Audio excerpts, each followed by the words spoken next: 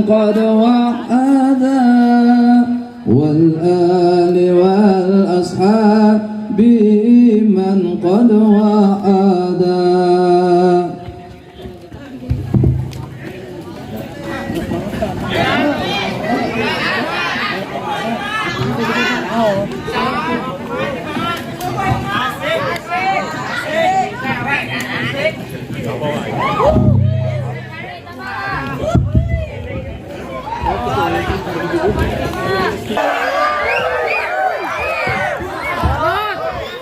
Jalan ke panggung, jalannya ngisi.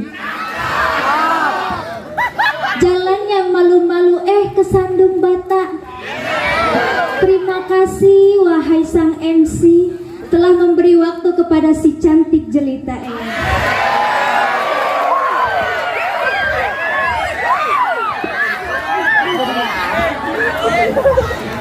Assalamualaikum warahmatullahi wabarakatuh.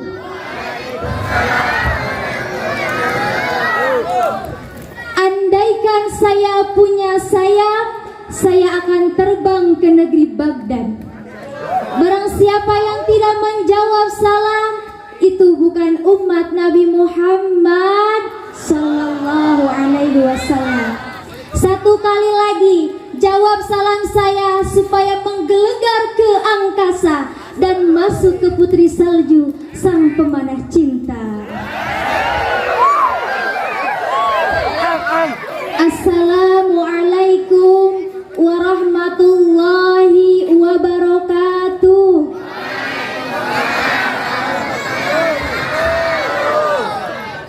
Alhamdulillahilladzi an'amana bi ni'matil imani wal islam wa nusalli wa nusallimu ala khairil anam sayyidina wa maulana Muhammadin sallallahu alaihi wasallam wa ala alihi wa sahbihi ajma'in. Amma ba'du.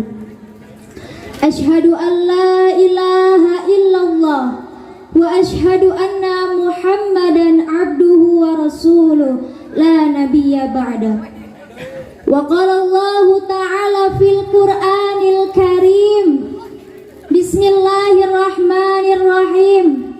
Innallaha wa malaikatahu yusalluna 'alan nabi ya ayyuhalladzina amanu sallu 'alaihi wa sallimu taslima. Al-ayah sadaqallahul azim. Wa qala aidan man azama maulidi kuntu syafi'an lahu yaumal qiyamah. Yang saya hormati dan saya ta'zimi pimpinan umum Pondok Pesantren At-Taubah garis miring Padepokan Guriang Braja Kumpai. Mana suaranya keluarga Padepokan? Takbir. Masih semangat? Beliau sosok seorang guru yang sangat luar biasa, yang tidak pernah bosan menasehati, membimbing, dan mengajak untuk cinta kepada Allah dan Rasulullah. Kita doakan sama-sama, mudah-mudahan guru kita semua selalu dalam lindungan Allah, amin. Mudah-mudahan dimuliakan oleh Allah dan mulia di hadapan Allah, amin. Diberkahkan umur dan hidupnya, amin. Dan diberikan ilmu yang bermanfaat serta bermanfaat untuk kita semua, amin. Yang saya cintai dan saya banggakan, orang tua saya, mama saya, bapak saya yang selalu mensupport saya untuk masuk ke pondok pesantren. Yang tadinya harapan saya, cita-cita saya itu sangat tinggi, Bu, Pak. Ketika saya lulus di pondok pesantren yang di Tasik, saya di sana kalau mau wisuda itu sistemnya 11 tahun. Dan cita-cita saya itu ketika saya lulus yang di Huda, saya pengen pesantren ke Jawa Timur, tapi ternyata saya gagal di dalam perjalanan. Dan akhirnya orang tua saya mau ngajak saya ke sini. Saya di situ nggak mau awalnya, Bu, Pak, karena saya kekeh, kalau kata bahasa Sundanya mah kekeh, pengen pesantren dan di Tasik. Tetapi begitu orang tua saya, ayo ke Mamang dulu biar didoain sama Mamang biar ke pesantren lagi. Dan di situ saya mau ke sini. Dan pertama kali saya ke sini, dan di sini pula tempatnya. Pertama kali saya jatuh cinta kepada tempat ini. Dan di situ Mamang, Abah yang mempermak saya, yang tadinya saya selalu melawan orang tua pengen pesantren, dan situ Mamang permak saya hingga saya bisa seperti sekarang ini. Mudah-mudahan Allah angkat derajatnya, amin. Dan saya banggakan para panitia yang mensukseskan acara ini, para santri, santriwan, santriwati, khususnya Mang Santri yang saya cintai dan mencintai saya, betul? Cinta dei. Maklum beginilah kalau jomblo. Ayah nu jomblo ayah. Mana yang disebut jomblo? Tenang wahai para jomblo. Berbahagialah wahai para jomblo, karena sejatinya jomblo itu bukan tidak laku, tetapi jomblo adalah jawaban dari Tuhan agar beristirahatlah dari cinta yang salah. Hidup jomblo. Buat yang mau ikutan jomblo, kita doakan mudah-mudahan segera jomblo. Mudah-mudahan yang masih jomblo, kita doakan, khususnya saya, mudah-mudahan Allah segera beri jodoh yang soleh dan soleha, amin. Dan para hadirin semua yang hadir di malam ini, mudah-mudahan kita bisa berkumpul kembali, bertemu dengan Rasulullah Sallallahu Alaihi Wasallam, amin ya robbal. Pada kesempatan saat ini, sebenarnya saya bukan mau ceramah, karena saya juga masih ceramahan kenenya.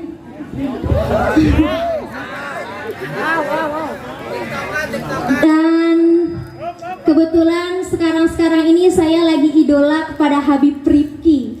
Beliau selalu menceritakan tentang Rasul, selalu menceritakan tentang sahabat-sahabat Rasul. Dan di malam ini saya ingin seperti Habib Rifki, idola saya, menceritakan tentang kisah detik-detik wafatnya Rasulullah Sallallahu Alaihi Wasallam. Siap mendengarkan? Siap mendengarkan, Mang? Gitu atuh kudu semangat. Rasulullah Sallallahu Alaihi Wasallam diberikan tugas oleh Allah Subhanahu Wa Taala sebagai pelantara hidayah untuk seluruh umatnya agar mereka menyembah Allah Subhanahu Wa Taala. Dan begitu selesai tugas itu, tentu Rasul akan kembali kepada Allah Subhanahu Wa Taala. Dalam sebuah haji wada yang diikuti oleh 100.000 bahkan lebih dari orang-orang muslim, Rasulullah Sallallahu Alaihi Wasallam di tahun ke-10 Hijriah itu menyampaikan khutbah demi khutbahnya. Dan suatu ketika Rasul bertanya kepada sahabat-sahabatnya, kalau kalian kelak ditanya oleh Allah tentang aku, maka apa jawaban kalian? Sahabat Nabi menjawab, wahai Rasul, engkau adalah orang yang telah memberikan risalah, amanah, dan senantiasa menasehati kami. Maka Rasul katakan, wahai Allah, saksikan wahai Allah, saksikan wahai Allah. Begitu kata Rasulullah Sallallahu Alaihi Wasallam. Tahun terus berganti. Di tahun 11 Hijriah Rasulullah Sallallahu Alaihi Wasallam menderita sakit panas. Sakit akibat diracuni oleh seorang wanita Yahudi di tahun ke-7 Hijriah pada saat perang Khaybar. Seorang wanita tersebut menaburkan racun di daging yang dimakan oleh Rasulullah, dan dampak dari racun tersebut mulai terasa di tahun 11 Hijriah. Rasulullah Sallallahu Alaihi Wasallam dalam keadaan sakit, kemudian pergi ke pemakaman Baqi dan mendoakan seluruh para syuhada yang berada di Baqi. Rasul katakan, sesungguhnya aku pun akan menyusul kalian. Dalam keadaan sakit, suatu ketika Rasul dipapah oleh Faddal bin Abbas dan Ali bin Abi Thalib untuk datang ke masjid, untuk datang ke mimbar dan berkhutbah di depan seluruh sahabat-sahabatnya. Rasul katakan, seorang hamba Allah diberi pilihan oleh Allah untuk terus berada di muka bumi ini atau kembali kepada Allah dan menatap wajah Allah. Dan hamba tersebut memilih untuk kembali kepada Allah Subhanahu wa Ta'ala. Abu Bakar yang mendengar hal tersebut kemudian terseduh-seduh dan menangis, bersimbah air mata, dan dia mengatakan, wahai Rasulullah, aku, orang tuaku, ayahku, ibuku, jiwaku, hartaku menjadi tebusan untukmu wahai Rasulullah. Seluruh sahabat merasa heran dengan kata-kata Abu Bakar dan air mata yang turun dari Abu Bakar. Mereka kemudian paham bahwa ternyata itulah isyarat bahwa hari terakhir dari Rasulullah Sallallahu Alaihi Wasallam. Rasul lebih memilih Allah, Rasul lebih memilih memandang wajah Allah dibanding dengan terus berada di muka bumi ini. Maka seluruh sahabat pun menangis di masjid tersebut. Dalam keadaan sakit, Rasulullah SAW kemudian dipapah kembali oleh Faddal bin Abbas dan Ali bin Abi Thalib untuk datang ke masjid. Rasul kembali ke rumah, Rasul kembali ke pangkuan dari Aisyah, istri yang dicintainya.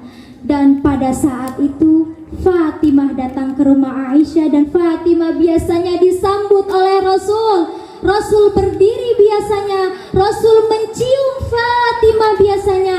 Namun apa yang terjadi pada saat itu? Rasulullah Sallallahu Alaihi Wasallam dalam keadaan lemah dan